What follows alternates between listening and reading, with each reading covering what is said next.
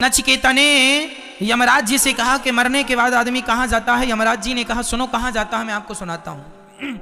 जब आदमी मरता है तो उसकी प्राण वायु निकलती है, आत्मा निकलती है और सूक्ष्म शरीर में प्रवेश कर जाती है। सूक्ष्म शरीर कौन? हमारे शरीर, हमारे 3 शरीर होते हैं। एक ये बैठा है, इसे स्थूल शरीर कहते हैं। एक शरीर और होता है जिस शरीर से आप लोग सपना देखते हैं।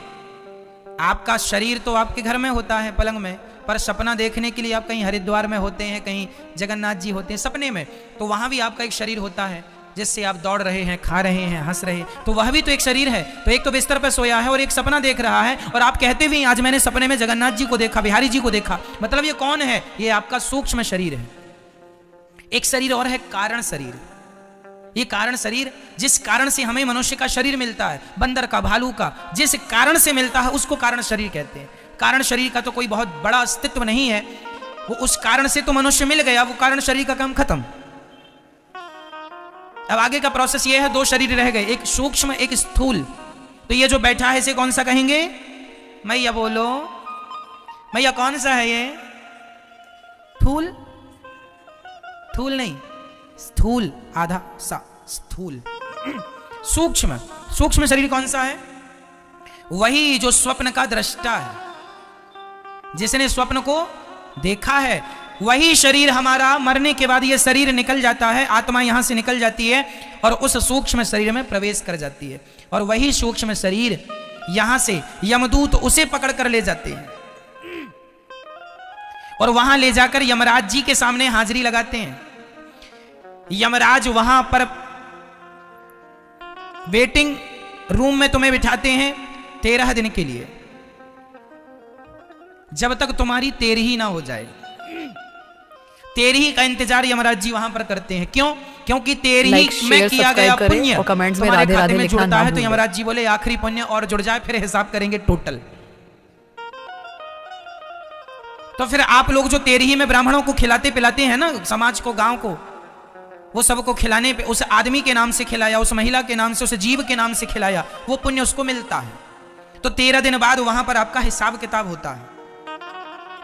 14वें दिन यमराज जी वहां पर आपको सामने बिठाते हैं चेयर पर, कुर्सी पर, और वहां एक बड़ी टीवी लगी है। तो आपने जन्म से मृत्यु तक जो जो किया था सब रिकॉर्डिंग हो रही थी।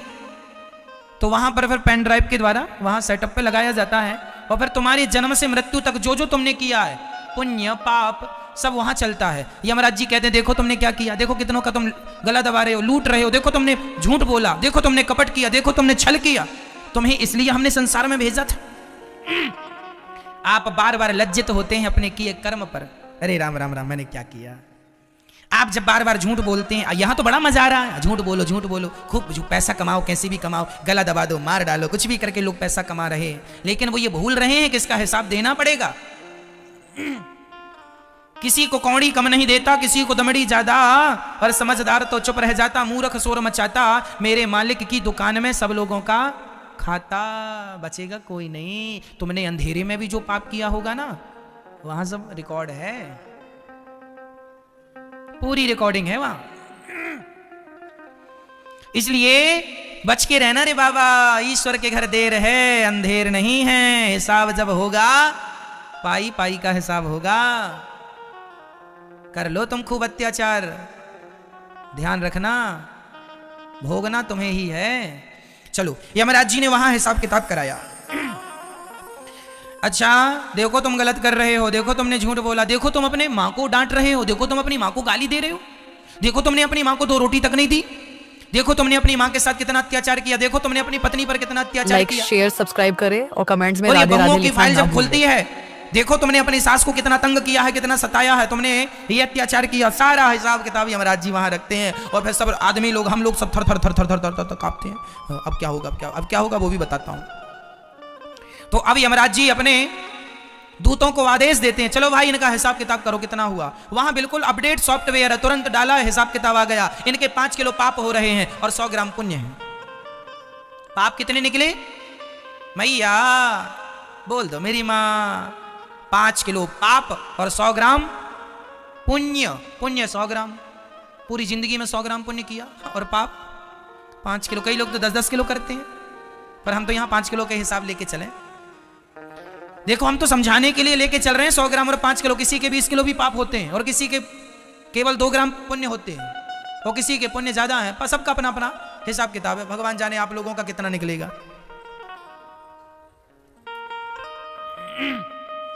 तो वहां पर फिर यमराज जी, अब कितना निकला? 5 किलो पाप। माना कि 5 किलो पाप निकला, तो फिर यमराज जी बोलेंगे आपके पाप ज्यादा हैं, इसलिए अब आपको 84 लाख योनियों में हम भेज रहे हैं। तो तुम्हारे किए हुए पापों का दंड भोगने के लिए कुछ दिन वहां नरक में रखा जाता है और नरक की यातनाएं दी जाती हैं और फिर नरक से रिफर कर दिया जाता है। जैसे छोटे हॉस्पिटल से बड़े हॉस्पिटल मरीज को भेजा जाता है।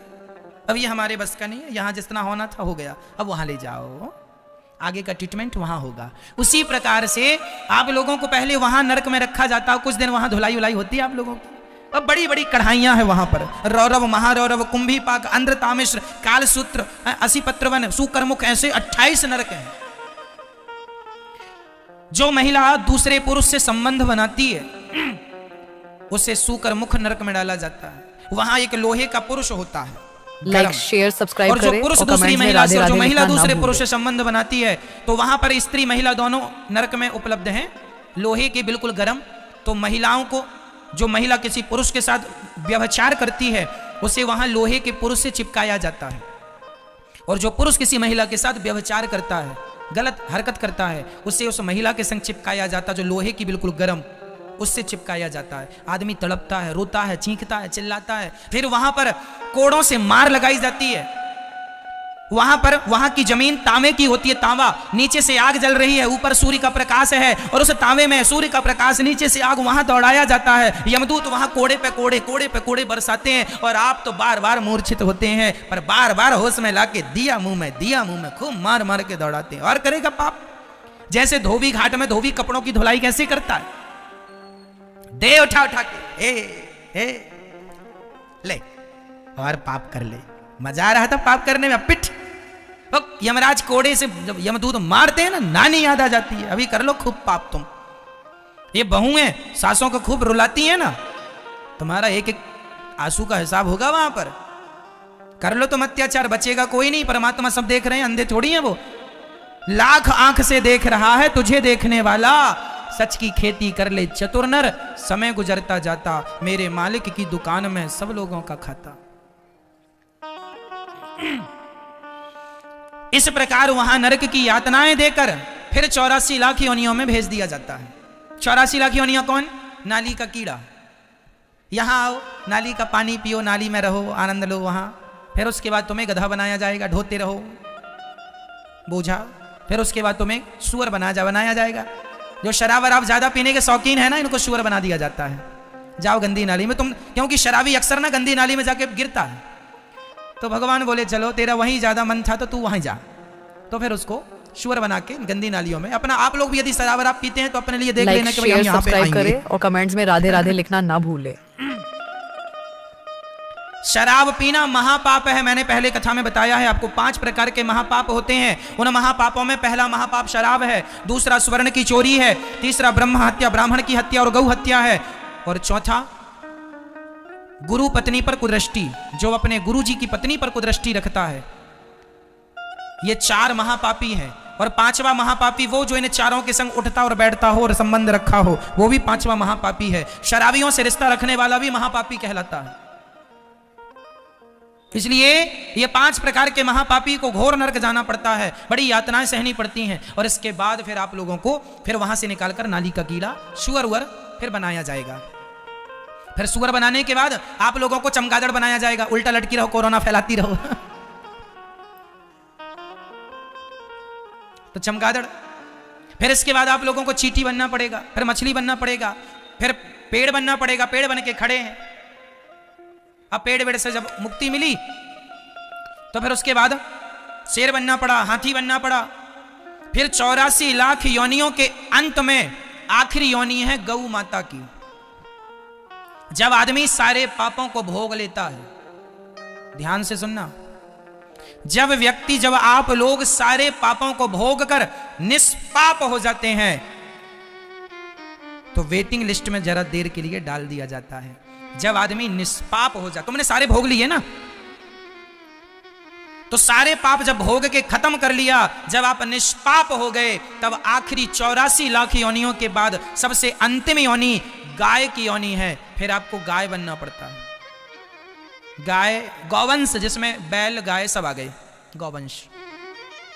और फिर गौवंश के बाद फिर तुम जब शरीर त्यागती हो गाय का, गौवंश में बैल का शरीर त्याग कर फिर यमराज के पास जाते हो शुद्ध होकर, तब यमराज जी कहते हैं कि वाह, अब आ गए हो। लाइक शेयर सब्सक्राइब करें और कमेंट में राधे राधे लिखना ना पुण्य भूलें। बचे हैं, वो 100 ग्राम पुण्य लेकर यमराज जी कहते हैं जाओ, अब तो मनुष्य का शरीर तुम्हें दे रहा हूं। तो ये जो तुमने मनुष्य का शरीर पाया है, ये 84 का चक्कर काट के तुम लोगों ने ये मनुष्य का शरीर पाया है। फिरत सदा माया कर प्रेरा, काल कर्म स्वभाव गुण घेरा, कबहु की नर करुणा नर देही, देता ईस बिनु हेतु स्नेही, बड़े भाग्य मानुष तन पावा, सुर दुर्लभ सदग्रंथ निगावा। बड़े भाग्य से मनुष्य का तन मिला है, इसे हल्के में ना लो। ये तुम्हें सुअर खाने के लिए नहीं मिला, चोरी करने के लिए नहीं मिला, शराब पीने के लिए नहीं मिला। ये मानव का तन भैया केवल आत्म कल्याण करने के लिए मिला है। क्यों नहीं समझते? क्यों अपना नुकसान कर रहे हो? क्यों जरा से सुख के पीछे अपना सब कुछ बिगाड़ रहे हो? क्यों नहीं समझ रहे हो?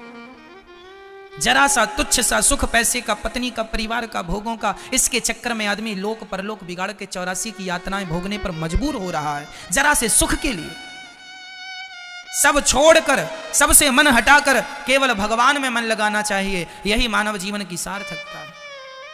मेरे तो गिरधर गोपाल, दूसरों ना कोई, यही अंतिम सत्य है। अब ये कितनी देर में आपको ये इतनी सी बात समझाने के लिए इतने सारे ग्रंथ पुराण बनाए, केवल इतनी सी बात समझाने के लिए कि तुम्हें यह समझ में आ जाए कि भगवान मेरे हैं, ये संसार मेरा नहीं है। बस इतनी सी बात समझाने के लिए इतने सारे पुराण बनाए गए और इतने सारा कुछ समझाए कि इतनी सी बात जिस दिन समझ में आ जाए, बस वही आपका जीवन है। ये 84 लाख योनियों का मैंने विवरण आपको दिया। 84 लाख योनियां हैं, इनमें कीट पतंगा, मच्छर, मक्खी सब कुछ आ गया, सब कुछ आ गया। पेड़ पौधे, मछली सब आ गए, उड़ने वाले पशु पक्षी, जलचर, थलचर, नभचर, नाना सब आ गए। जलचर मतलब जल के जीव, थलचर मतलब थल में रहने वाले और गगन आकाश में उड़ने वाले। नभचर, नभचर आ गए, सब आ गए। बस बड़े आखिरी में ये मनुष्य का शरीर दिया है, इसलिए चींटियों की संख्या ज्यादा है। भारत में सिर्फ 135 करोड़ लोग रहते हैं, ओनली 135। नई जनगणना आएगी तो 140 होंगे, 150 करोड़ होंगे अधिक से अधिक। भारत में प्रेजेंट में जो हमें जनगणना प्राप्त है उसमें 135 की बात है। 135 करोड़ लोग भारत में रहते हैं। पर मुझे बताओ चींटी कितने करोड़ होंगी पूरे भारत में? कोई गिनती है? मच्छर कितने करोड़ होंगे? हाथी, मक्खी कितने करोड़ होंगी? चींटियां, हाथी, चींटियां, मक्खी, और ये चींटी, चमगादड़, और ये भेड़, ये सुअर, ये सब गिनती करो तो आदमी से ज्यादा ये लोग पाए जाते हैं। क्यों? कोई करोड़ों सुअरों के बाद, करोड़ों भोग भोगने के बाद, योनियों में जाने के बाद, तब कहीं जाकर एक बार ईश्वर मौका देते हैं मनुष्य का। इसलिए तुम्हारी जनसंख्या कम है, चींटियों की ज्यादा, क्योंकि वो तो अभी भोग ही रही हैं अपने कर्मों का दंड। अब मैं यहां मनुष्य के बाद जब मैं मरूंगा, ये शरीर छोड़ूंगा, इसके बाद पता नहीं मैं कहां जाता हूं, कितनी बार मुझे कीड़ा बनना पड़ेगा। यदि मैंने अच्छे कर्म किए तब तो मोक्ष हो जाएगा, भगवान के चरण मिल जाएंगे, परमधाम बैकुंठ साकेत लोक मिल जाएगा। और नहीं तो यदि मैंने भी जरा सा संसार से मोहब्बत कर ली और मैंने भी भगवान को विसार दिया, तो फिर मैं भी जन्म और मृत्यु के पहिए में पिसता रहूंगा। पुनरपि जननम पुनरपि मरणम पुनरपि जननी जठरे शयनम, चलती चक्की देख कर दिया कबीरा रोए। ये चक्की चल रही है, जन्म और मृत्यु की चक्की, सब पिस रहे हैं। चलती चक्की देख कर दिया कबीरा रोए, दो पाटन के बीच में साबुत बचाना कोए। सब पिस रहे हैं, जन्म मृत्यु, जन्म मृत्यु, जन्म मृत्यु, जन्म मृत्यु, यही करते करते खत्म। इसलिए कितने मेहनत के बाद, कितने जन्मों के बाद ईश्वर ने मनुष्य बनाया, और उन मनुष्यों में भी तुम गर्व से कह सकते हो कि भगवान की विशेष कृपा थी आप लोगों पर, इसलिए भारत भूमि में जन्म दिया है ईश्वर ने तुम्हें। और भारत भूमि में भी तुम्हें सनातन धर्म में भेजा है परमात्मा ने। उस धर्म में, जिस धर्म में गंगा को माता, यमुना को माता और समुद्र को भगवान देवता माना जाता है, उस धर्म में तुम्हें भेजा गया है। जिस धर्म में पत्थर को भी भगवान माना जाता है। कमेंट्स में राधे राधे लिखना ना भूलें। श्रेष्ठ धर्म है सनातन धर्म। धरा ये जिस पर घूम रही, हम उसी केंद्र के बिंदु हैं। गर्व से कहो हम हिंदू हैं, हम हिंदू हैं, हम हिंदू हैं। भाग्यशाली हो आप लोग कि आप लोग कथा सुन लेते हैं, वृंदावन में बिहारी जी का दर्शन कर लेते हैं। अभागी हैं वो लोग जिनके मुंह से भगवान का नाम भी नहीं निकलता।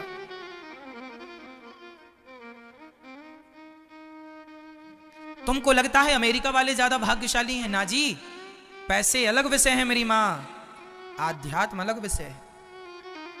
पैसों से इस ज्ञान की तुलना ना करना।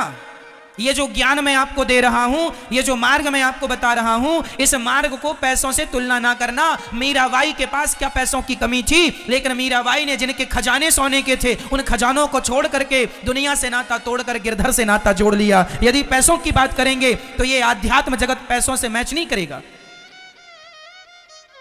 यहां त्याग चाहिए, आसक्ति मुक्त आदमी चाहिए। मीराबाई ने क्या उसके पास, अरे राजा की बेटी थी मीरा, और राजा की बहू थी, राणा की बहू थी, कोई कमी नहीं थी उनके घर पैसों की, लेकिन सबसे नाता तोड़कर गिरधर से नाता जोड़ लिया। चांदी की दीवार को तोड़ा, मीरा ने घर छोड़ दिया, है ना। वो परमात्मा से संबंध बनाने के लिए, परमात्मा से रिश्ता बनाने के लिए, परमात्मा को पाने के लिए चांदी और सोने की दीवार को तोड़ दिया। अब आप कहें कि महाराज अमेरिका तो पैसे वाला है, तो पैसे से इस आध्यात्म की तुलना ना करना। ये जो सुख है, आध्यात्म का सुख है, इस सुख के सामने तो पैसे वाले हाथ जोड़े खड़े हैं। आपको बता दूं, हमारे देश में बड़े बड़े साधु संत हुए हैं। नीम करोरी जी महाराज जी का नाम सुना होगा, स्वामी देवरा बाबा जी का नाम सुना होगा, और कमेंट्स में राधे राधे लिखना ना भूलें। क्यों? स्वामी श्री कृपात्री जी का नाम सुना होगा। ऐसे महापुरुषों के सामने पैसे वाले हाथ जोड़कर खड़े रहते हैं। पैसों की कोई गिनती नहीं है आत्मज्ञान के आगे। किसके आगे? आत्मज्ञान के आगे, भक्ति के आगे, आत्मबोध के आगे किसी पैसे की कोई वैल्यू नहीं है। इसलिए भारत की तुलना अमेरिका से ना की जाए। भारत आध्यात्म देश है, और इस आध्यात्म सृष्टि में आध्यात्म गुरु यदि कोई है तो भारत है। इससे बड़ा कोई हो नहीं सकता। ये त्याग, ये तपस्या की धरती है। भोगी बनना है तो अमेरिका का रुख कर लो, पर योगी बनना है और जीव मात्र को कल्याण चाहिए तो फिर भारत की धरती में रहकर त्याग तपस्या से परमात्मा का चिंतन करो। इसी से तुम्हारा लोक परलोक सवरेगा। ये तो कबीरदास की धरती है। कबीरदास जैसे महापुरुषों के आगे बड़े बड़े पैसे वाले घुटने टेकते थे। नहीं सुना रैदास जी का नाम? रैदास जी के आगे बड़े बड़े राजा आते थे। उनका जो कठौता था ना, उसमें कहावत निकली कि मन चंगा तो कठौती में गंगा। ये रैदास भक्त, वो रैदास भक्त जो जूता सिलते थे और परमात्मा का चिंतन करते थे। जूता सिलने वाले रैदास के घर ना बड़े बड़े राजा माथा टेकने आते थे। रैदास जी की चौखट में बड़े बड़े राजा, बड़े बड़े महाराजा माथा रगड़ते थे कि रैदास जी एक कृपा की दृष्टि कर दो तो हमारा कल्याण हो जाए। ऐसे रैदास जी ये आध्यात्म जगत के हमारे संत हुए हैं जिनके आगे पैसों की कोई वैल्यू।